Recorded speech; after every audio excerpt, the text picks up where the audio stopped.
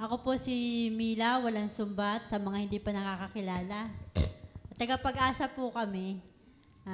Una po sa lahat, salamat po sa Diyos dahil sa biyaya na at pagkaunawa ng kanyang salita. Amen.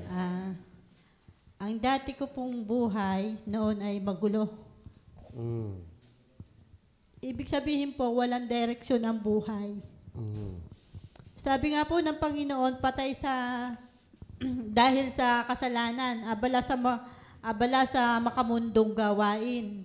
Pero ngayon, may direksyon na po ang buhay. Amen. Namin dahil may tsuper na po kami. Amen. At yan po ay ang Panginoong Jesus. Amen.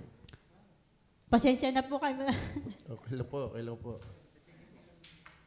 May mga taong ginamit ang Diyos sa mga magagandang bagay na nangyari sa aming buhay.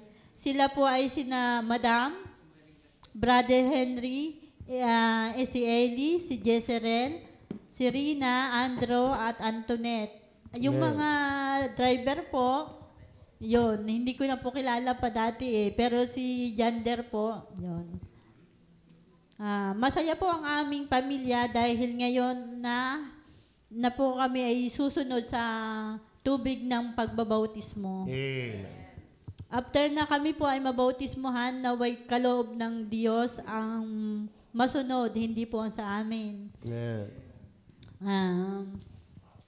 At kung luluubin po ng Panginoon na kami po ay makatulong sa ministry ng pagluluto, at yung iba pa po, titingin na lang po kami doon sa sa bulletin doon. Amen. Marami pong salamat at God bless to everyone po. Amen. Praise the Lord. Okay.